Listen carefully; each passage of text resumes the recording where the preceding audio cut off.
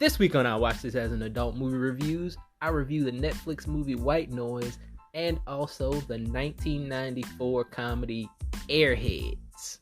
All this and more on I Watched This as an Adult Movie Reviews.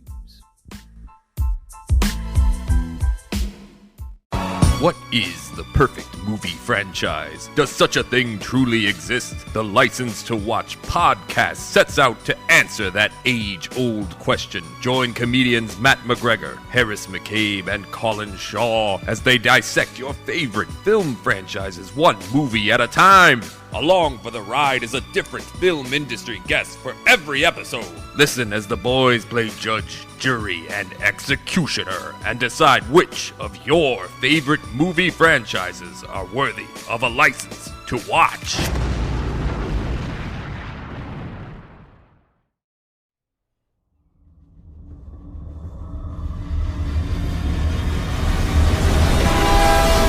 Jack, wake up, we have to leave. 5 more minutes. No more minutes. Okay, roll film. Would you like that, a protein? That stuff causes cancer in laboratory animals, in case you didn't know. Either I chew gum or I smoke. What are these children, yours? That's mine from Wives 1 and 3. There's Babette's from Husband 2. Wilder is ours. We're each other's fourth. Life is good, Jack. I hope it lasts forever.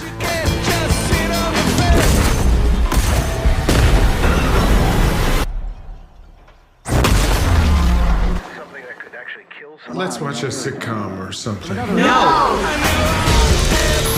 They're calling it the airborne toxic event.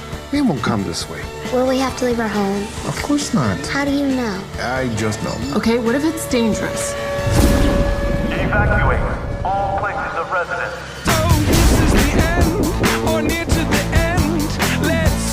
We have a situation.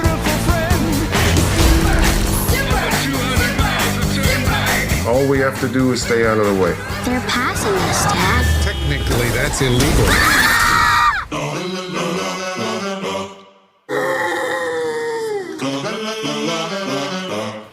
Do sheep have lashes? Ask your father. We're going sideways. Dad, do sheep have lashes? Doesn't anyone want to pay attention to what's actually happening? I wish there was something I could do. I wish I could outthink the problem. There are two kinds of people in the world. Killers and dyers. Most of us are dyers.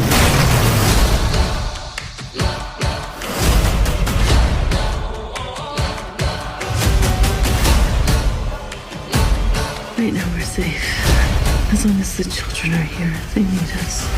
Of some persistent sense of large-scale ruin, we keep inventing hope.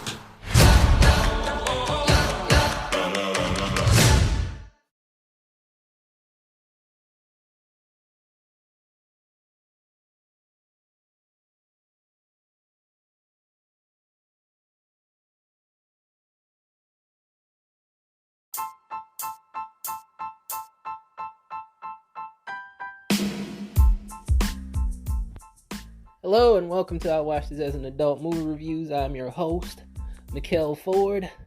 Let's get right into the show.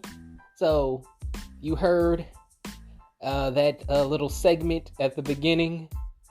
I watched a movie on Netflix called White Noise. It stars Adam Driver, Greta Gerwig, and Don Cheadle. Those are the 3 main stars of the show, of the movie. Excuse me. What I gotta say about the movie? Well, it's a movie.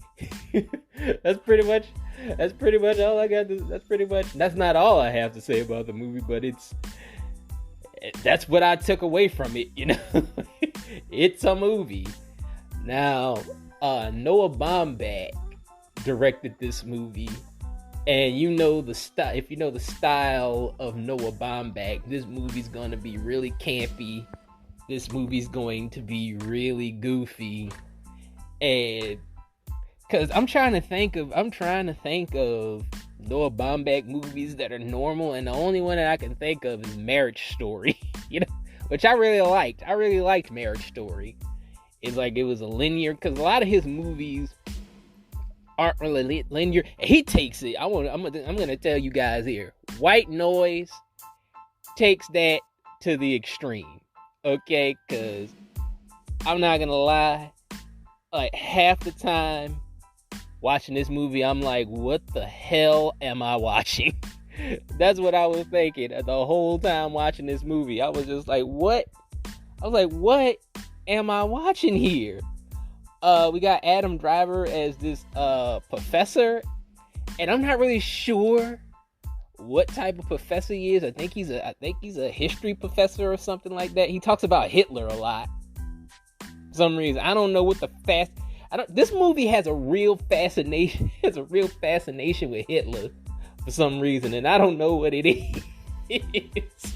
I'm like, they talk about Hitler a lot in this movie, and I'm like, why are we talking about Hitler so much in this movie? I was like, I don't understand what Hitler has to do with this movie. But this movie really jerks you around a lot, because it's kind of like it has like it has like 3 parts to it. It's like at first it's kind of like just a coming of age like family movie at the beginning. Then it turns into, and this is what I got from the trailer, because I remember seeing the trailer and I was like, oh, it's a disaster film. It's a disaster comedy. That's what it is. Because like it's only the second half of the movie that's a disaster comedy. Because like they get rid of the disaster film aspect like really quickly. Like everything that they show in the trailer, they're done with that in like 30 minutes. And this movie's 2 hours. That part of the movie lasts about 30 minutes. And I was just like, I thought this was gonna be the whole movie. I thought this was gonna be like Independence Day or Greenland or something. But they're just doing like a comedy twist to it. No, they were just like, yeah, because it was supposed to be like an airborne toxic event that happened, and everybody had to evacuate, and they did that for 30 minutes, and then after a while, they were just like, well, yep, everybody can go home. And you're like, what? Huh? You're like, that's what it made me do. Because, like, I was expecting more of the disaster aspect of it. That's done. It's done. And then the third part of the movie is just, it turns into Marriage Story, pretty much. The third part of it turns into Marriage Story with a little bit of like Scanner Darkly, with a mix of, what's that other movie with Jared Leto? I forgot the name of the movie. Requiem for a Dream. And it turns into Requiem for a Dream for a little bit. It just like mixes all these movies together and just lumps them in, and it just makes me go, what am I watching here? It's just a big old just cluster. Just a big old cluster of different movies. And the dialogue, they do this weird thing with the dialogue where they have like everybody talking over each other. There's like Adam Driver and his family, like they talk over each other. Greta Gerwig plays Adam Driver's wife, by the way. And she has like some type of like pill addiction or something like that. They follow that throughout the movie. That's a linear thing throughout the movie. But like I said, like they have like all the actors talk over each other. Like Adam Driver and his family, they all talk over each other when Adam Driver goes to work, because he's a professor. But also like Don Cheadle is a professor there at his school also. We got Andre 3000 in this movie also. He plays one of the professors. And we got Jodie Smith Turner in this movie. She's one of the professors. Which I know I shit on Jodie Smith Turner's acting a lot. I believe I've done that a couple times on this podcast because I don't think that she's that good of an actress. Beautiful woman,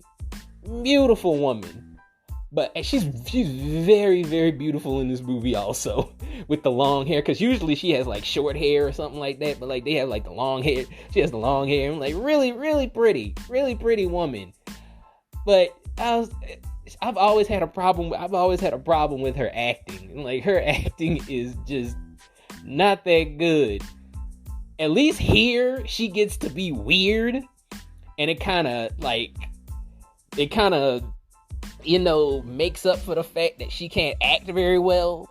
She's just acting really weird in this movie.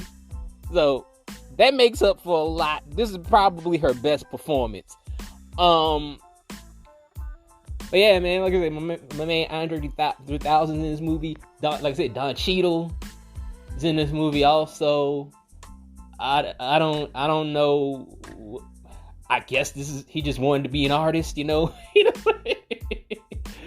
Which I kind of find his character useless. He didn't need to be here. He just background.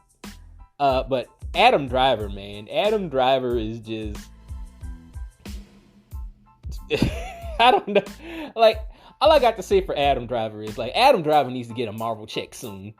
You know, like, he needs to get a Marvel check right away. Because a lot of these roles, I know he wants to be the actor's actor and all of this, but, yo, man, sign on that dotted line. There's a lot of rumors about him being Doctor Doom in the MCU. I think Adam Driver would be a perfect Doctor Doom. You know, he's really tall. He's got that look to him. You know, he talks like he knows how to talk with menace, as you know from the Star Wars movies. You know, I don't know if he wants to be pigeonholed. You know, because he did do those Star Wars movies for like what? When was the last Star Wars movie? Like 2017? He started doing them in like 2014, I believe. So he did those Star Wars movies for a number of years, and he probably doesn't want to get pigeonholed into the Marvel Cinematic Universe. But I think it would be perfect for him, and I think he needs that Marvel check. He needs to get a Marvel check right now because a lot of his movies right now have been like hit and miss. It has been like hit and miss. You know, he did like House of Gucci, this movie. There was another movie he did. I know he has that movie coming out where like he goes back to the past and fights dinosaurs or some shit.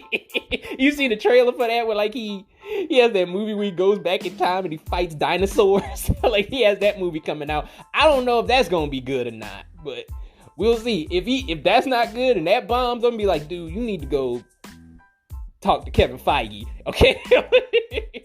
Go talk to Kevin Feige. Get yourself a Marvel check, because this ain't it. This ain't it right now.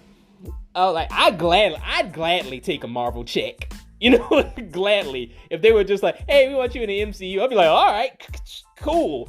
I was like, at least I know I have a steady paycheck coming in. You know, like working for Marvel is like working for the government, you know, like pretty much like working for Marvel is like working for the government. You safe in the hands of Marvel. So it was like, I got benefits, you know, I get a steady paycheck. There's health care, you know, I get a pension, you know, all that stuff, you know, like Marvel is the place to be. That makes me laugh when you hear like a person like Steven Dorff talking about, I don't want to be in a Marvel movie, I don't want to do this. I was like, what are you doing right now, Steven Dorff? I haven't seen you in anything since True Detective. So what are you doing now? But yeah, man, this whole movie, I was like, I did not care for this movie because, like I said, the dialogue was a little choppy. The movie didn't know what it wanted to be. There's a weird dance sequence at the end at a grocery store. It's just all over the place. This movie's all over the place. I spent 2 hours watching this movie, and that's like 2 hours I will never get back. You know, I can't get those 2 hours back. You know, I took a chance watching this movie, and it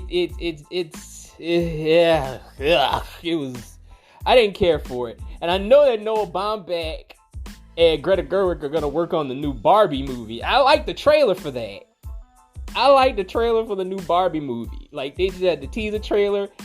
I don't know if that's gonna be now. Now that I've seen White Noise, I don't know, because like both of them are working on it. I think Greta Gerwig's directing and Noah Baumbach's writing the Barbie movie.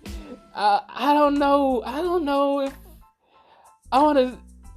The thing that worries me is Noah Baumbach's writing. You know, because like he's all over the place. I guess we'll just have to see what that movie's gonna be. But I didn't care for this movie. It's a bomb for me. I ain't like it. I'll be back with my review of Airheads right after these messages.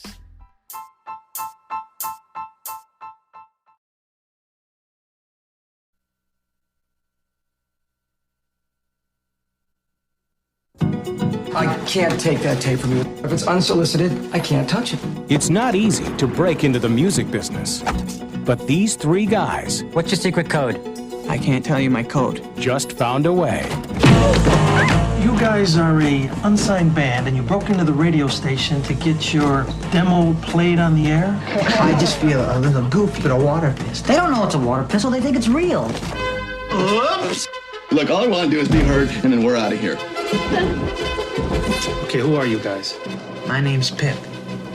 The band name. Sorry about that. Oh, man, look, it's the demo's wasted! Well, what are we gonna do now? Run! Hello, police. I'm surrounded. I don't want to go to jail. I'm fragile. Everybody on the floor right now. Do you mind if I sit in a chair? I don't want to get all crowded. Yeah. If she doesn't sit on the floor, I don't know why I have to. Sit down! Everybody else gets to sit in a chair except for you. Is everybody okay in there? He wants to know what your demands are for releasing the hostages. What's he mean by hostages? It's the inbreed. We asked for a whole bunch of weird stuff. This way we can plead insanity later. Number 13. Naked pictures of B. Arthur. Excuse me? I think you're exceeding the maximum weight limit for that belt. Yo! Is everybody having a good time tonight? What are you thinking about? Swimming pools. He doesn't wear a helmet, does he? You guys are crazy, man. YOLO! It's a plastic gun! A plastic gun! Now what are you gonna do about that? Chunk style? Improvised. The Lone Rangers? What's wrong with that? Well, there's three of you. You're not exactly lone. No idea what you're saying right now. Airheads. I cut a deal with them. We gotta send one person out. I'll go. One of the hostages, doof. Sorry. The music made them do it.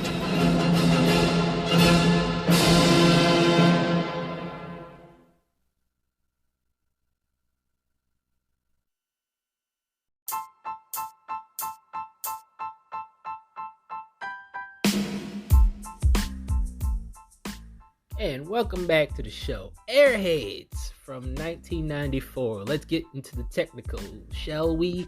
This movie was directed by Michael Lehman and written by Rich Wilkes.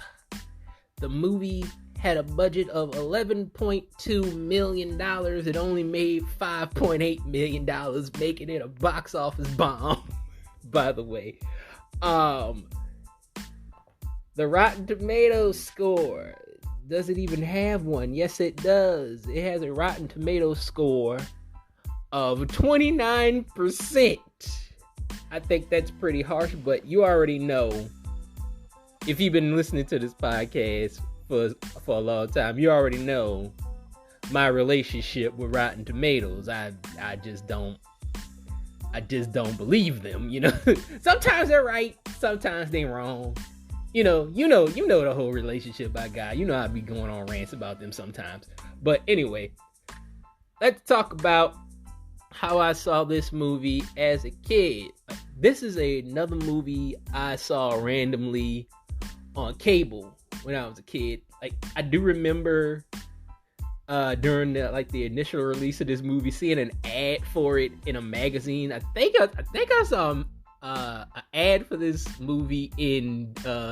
Does anybody remember? I don't even know if they still make this magazine. Does anybody remember Disney Adventures?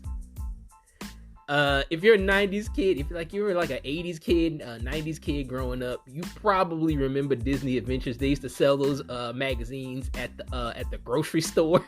It's like the little. They're not even like full magazines. They're like little pamphlets, you know.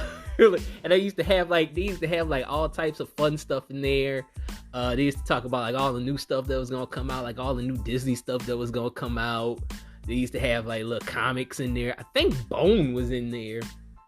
I think they had Bone in Disney Adventures. If you remember the comic book Bone with the little white Bone character. They're like phone bone and all. I'm not sure if anybody remembers Bone, but I think they used to have the Bone comic books in those movies, in those magazines. I used to love reading those too. But like, I think that's where I first saw like a ad for Airheads, and I remember looking at it and I was like, I don't want to see this, you know.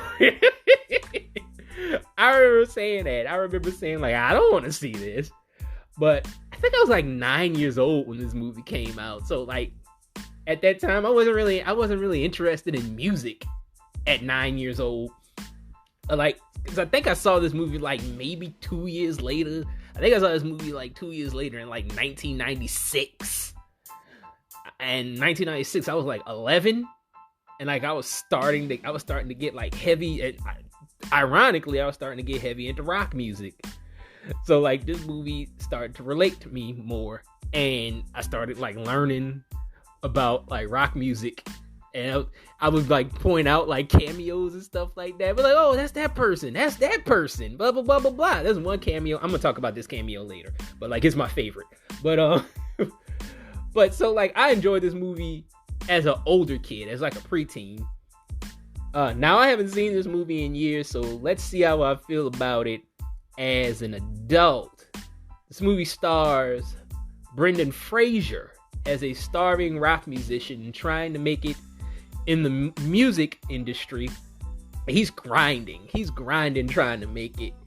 He even goes as far as sneaking into a record company and trying to sell his demo tape. Apparently he does that a lot because security knows him and they always kick him out. He runs into Judd Nelson. Judd Nelson plays one of the record executives, and he's trying to get his demo tape to him, but he rejects it.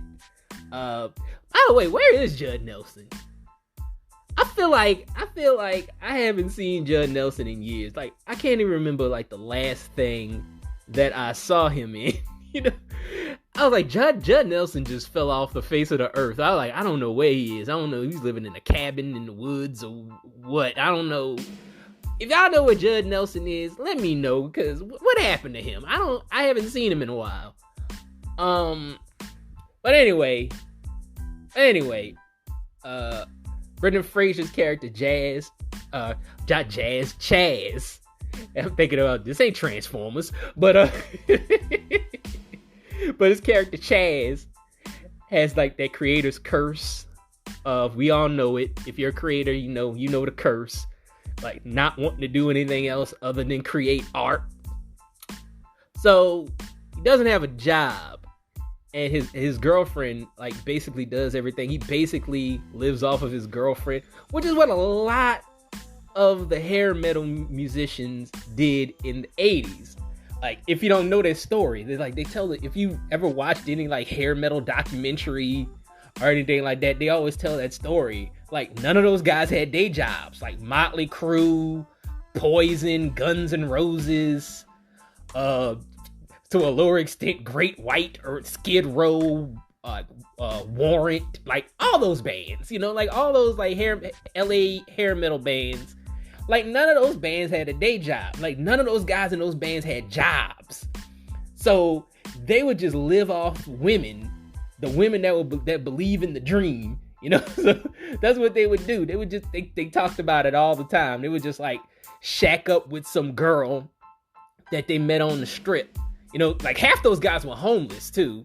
Like half of those guys were homeless. They were like living in hotels or whatever, or just walking, just wandering around the Sunset Strip.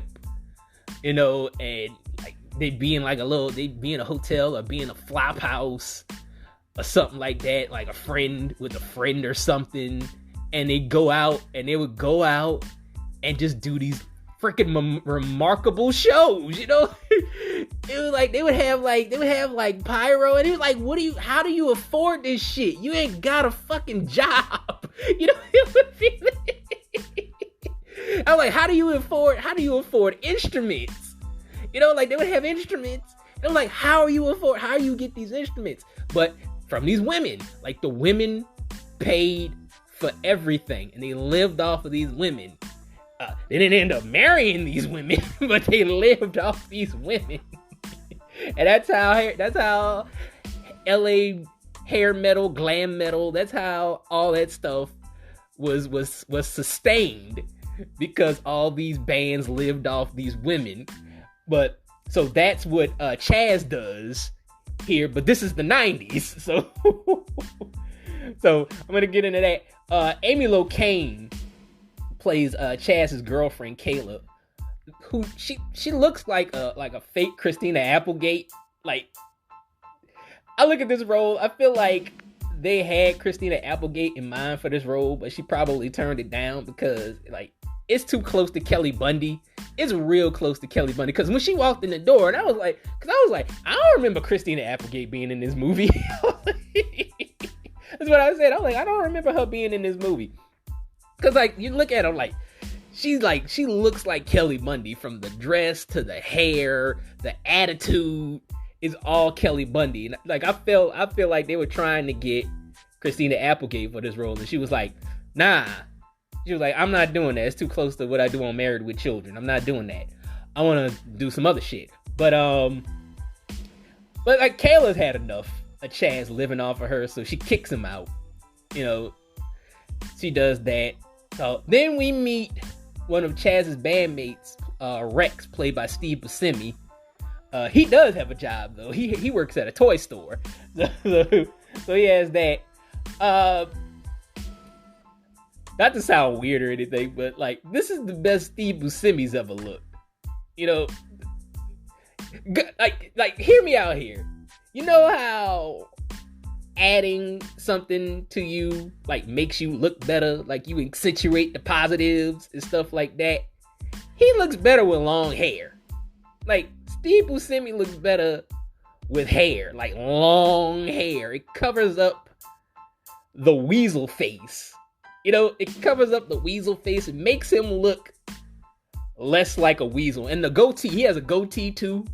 And like the hair and the goatee, they help accentuate the positives on him. You know, like I said, the Weasley look goes away when he has hair and a goatee. It's just strange that way. It's really strange. Then we meet Chaz's other bandmate, Pip, who is actually Rex's brother, played by Adam Sandler, which I think this is like right before he blew up and became a star with like Billy Madison, because I think this came out in 94 and Billy Madison came out in 95. So like, this is like right before he blew up. He was probably shooting Billy Madison by this time. So like, this is like, we caught him, this is the last time you catch him, right before he becomes Adam Sandler, you know? So like if you want to see Adam Sandler before he becomes Adam Sandler, watch Airheads.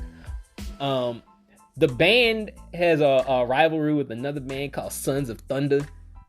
Like, they're like this generic sounding band from like 1989, which I think that's the gag, because like they hate that band.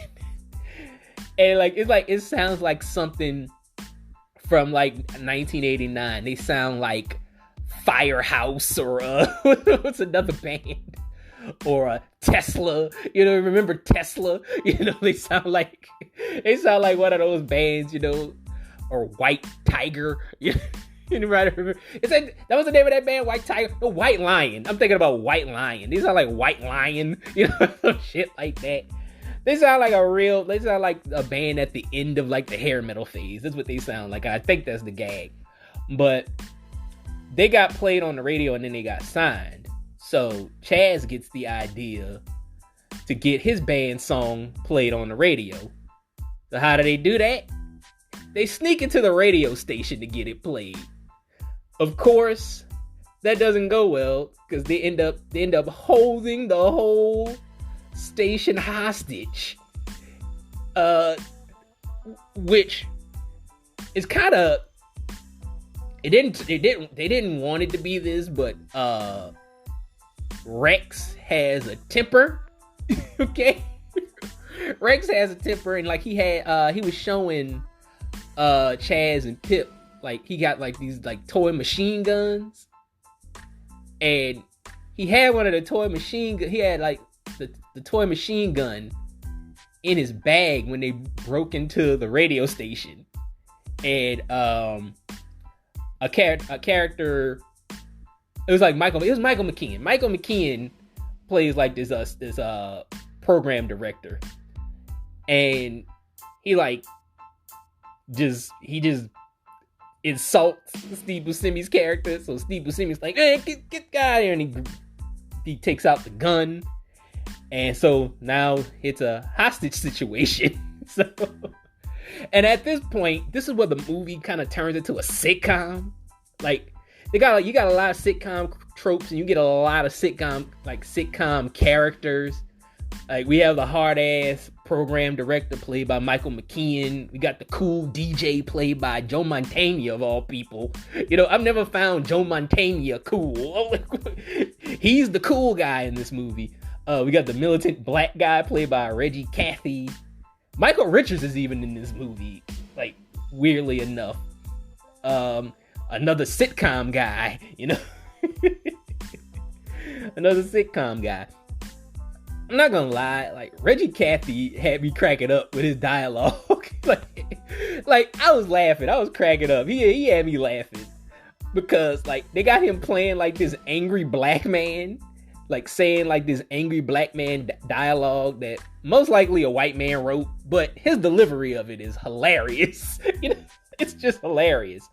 But the Lone Rangers, that's the name of the band, the Lone Rangers. That's a running gag throughout the movie also. So they're about to get their demo tape played on the radio, but the demo gets destroyed. So they try to give up on the holding people hostage thing, and they try to run out of the building, but the cops show up. So this turns into a real hostage situation. Once again, remember I did a review on Buffy the Vampire Slayer, 4 months ago or something like that? And I said this in that review, and I say this now. I forget how long David Arquette has been in this business. Because he's in this movie too. He's in this movie as well as the young cool intern. Like he's in this movie doing that. Ernie Hudson shows up. Ernie Hudson shows up in this movie. He's the lead cop, trying to calm everything down with this hostage situation. Pip gets a love interest out of all of this, named Susie. But Pip, man, I'm gonna talk about Pip, man. Pip player, man. Pip got that riz, man. Like he caught on real quick with Susie, cause Susie was throwing him mad rhythm. She throwing him mad rhythm, and he just started rizzing her. Like he started dropping mad game on her. You know, like he caught on real quick.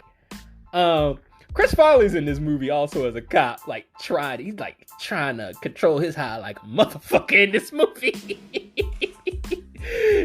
You could tell he is high as fuck in this movie. Like his eyes are all bugged out and he's tweaking and shit, and like knowing what happened to him eventually, knowing what eventually happened to him, like it's pretty sad to see, because you could just see him just because like his character's supposed to be serious. Like he's not doing like any weird like erratic Chris Farley shit in this movie. Like he is trying to be straight-laced cop And you can just see him just trying to hold it together. Like, his eyes are bugged. His eyes are bugged throughout this whole goddamn movie.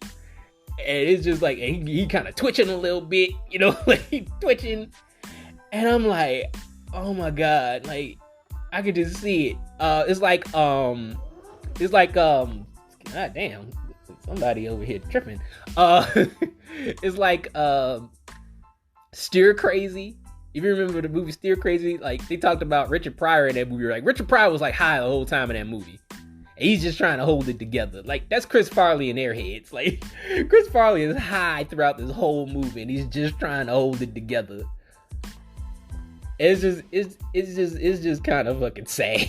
You know, like, Ernie Hudson. Whenever Ernie Hudson's on screen, I like Ernie Hudson because, like, he just comes on screen with, like, just that black dad energy. You know, like, in any movie he's in, he just come on there. You just, like, you know, like, shit's about to go down. Like, he just seems like a cool guy. He seems like a cool guy to hang out with. I would love to meet Ernie Hudson. He seems like a cool dude. And watch me meet him. And then, like, he's kind of an asshole. You know, like, cause I'll be like, hey, man, he's kind of a cool guy. And then I meet him. He's like, get the fuck out of my face. I'm like, oh, man. But anyway. Also, Pip.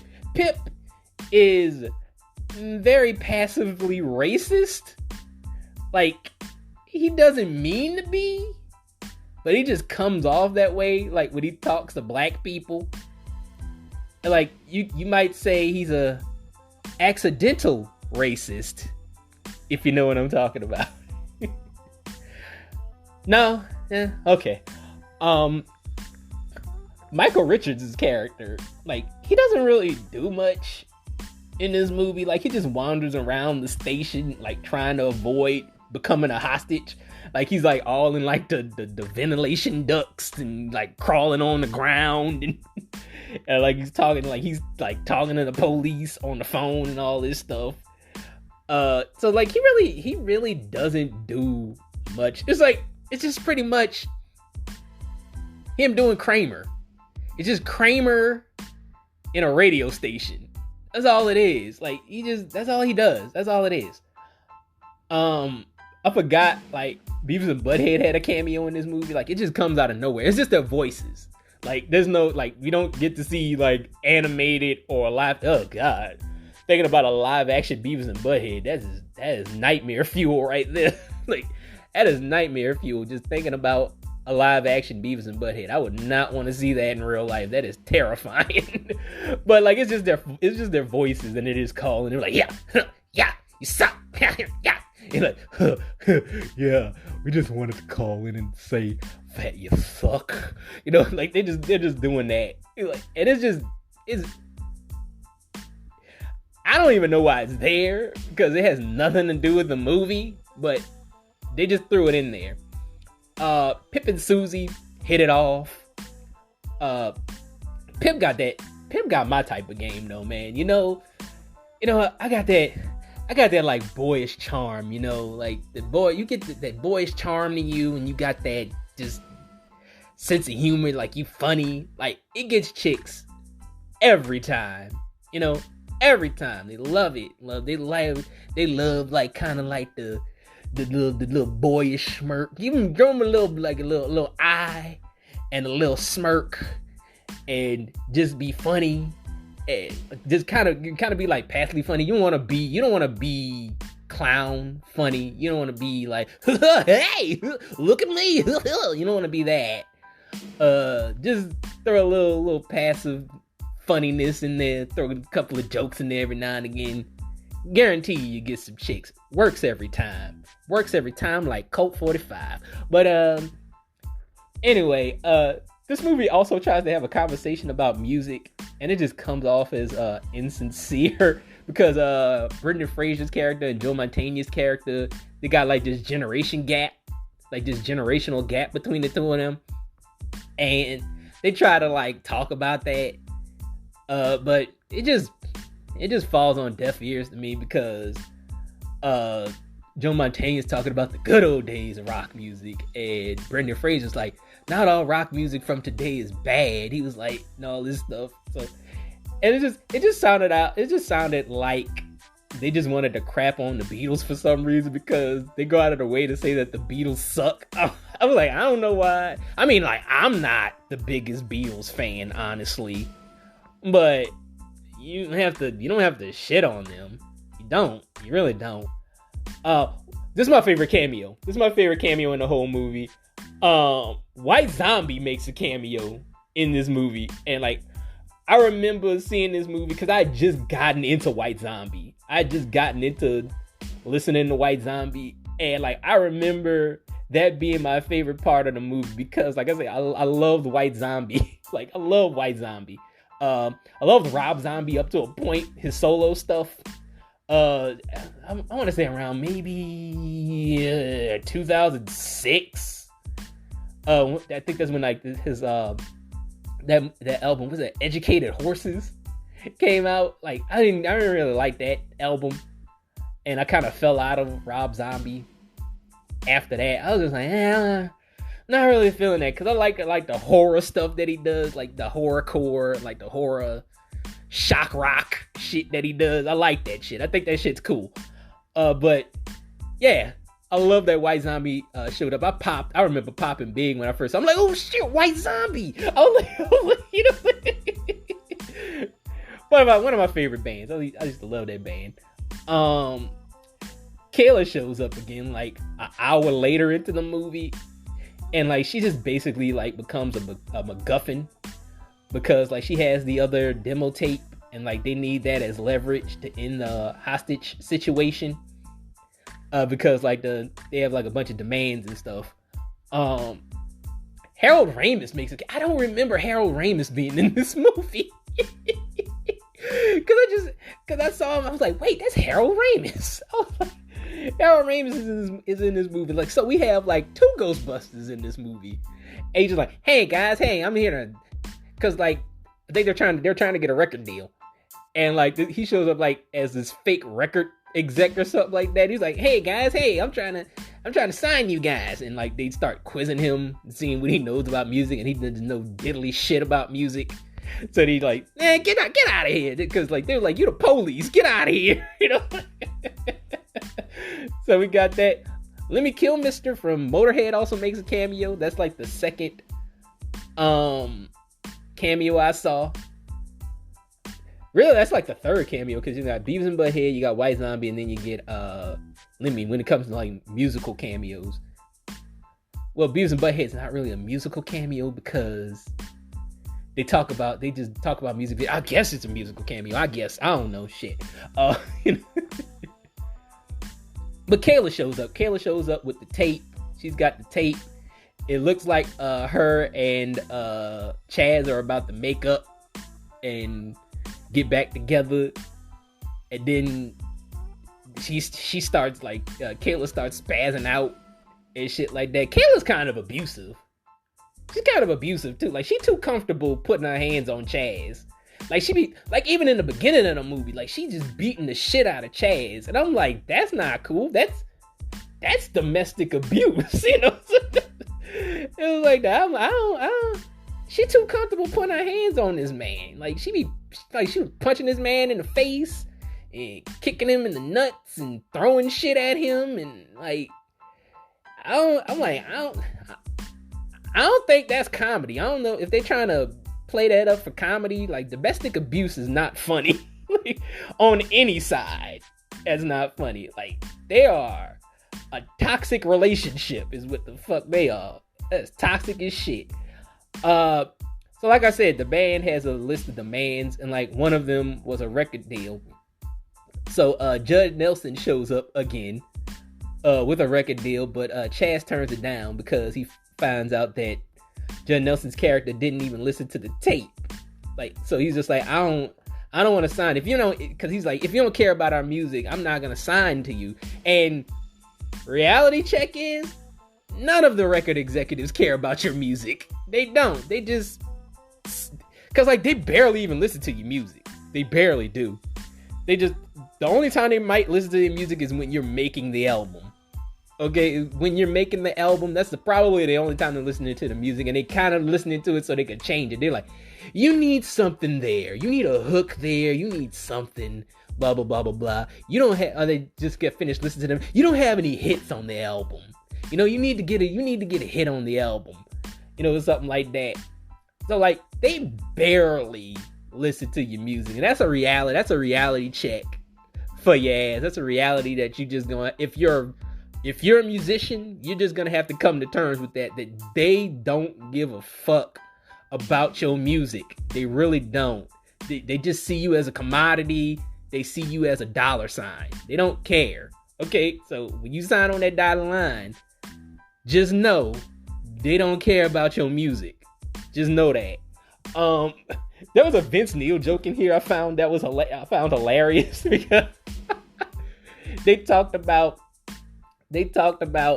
Vince Neil killing his friend, because if you don't know, Vince Neil, the lead singer of Motley Crue, killed his friend who was in another band called Hanoi Rocks. I think he was the drummer. His name was Razzle. So like him and Razzle were driving, like they were driving down the strip, like at 100 miles per hour. I think they were both drunk, and like Vince was driving, and he hit a curb, flipped over, smashed the car. Razzle died, and Vince Neil only served 30 days in jail for vehicular manslaughter. Only 30 days. And they made a joke about that in this movie. They was like, Fitz, he was like, because like Judd Nelson was trying to tell Brendan Fraser's character, he's like, if you sign this record deal, you won't go to jail. He was like, Vince Neil only did 30 days in jail and he killed somebody.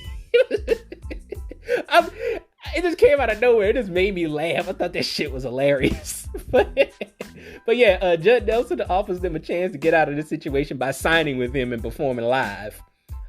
But the band refuses when like they find out that they have to lip sync, which I'm like, at some point, I'm like, you guys really are airheads. You guys are fucking stupid. You know, you guys are stupid. Because like this is the record industry. It doesn't matter how hardcore you are or anything. Like Slayer has to abide by these rules.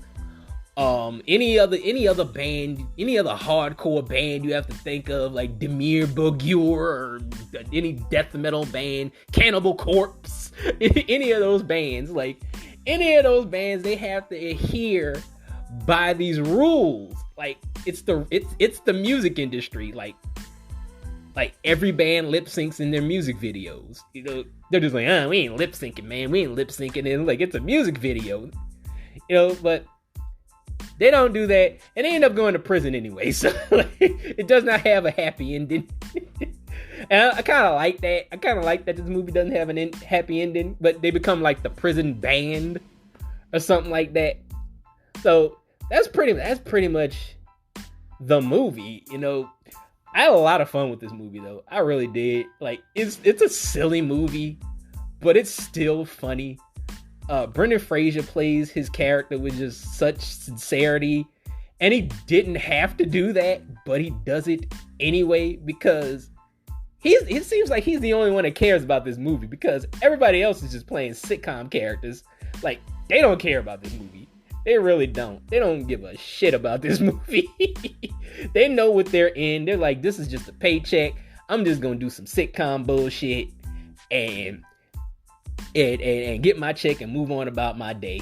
That is basically what they did. Like, this movie is also very, very 90s. Like, very 90s.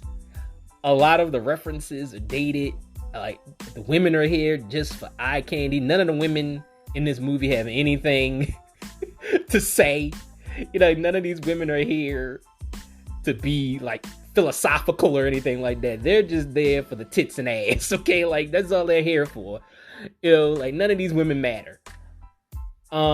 This is also a great time capsule for the mid-90s. If you want to know what 90s hard rock was like for the MTV generation, if you want to know what that's like, watch this movie.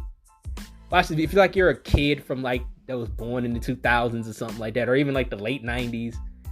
And you're like, oh, I want to know what it was like. Watch Airheads.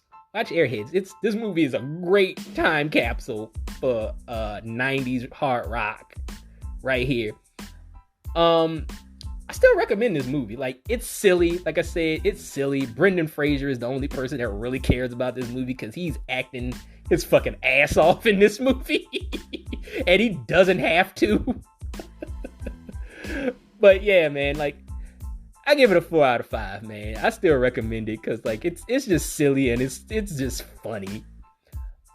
Join me next week when I will be reviewing 1982's The Last American Virgin.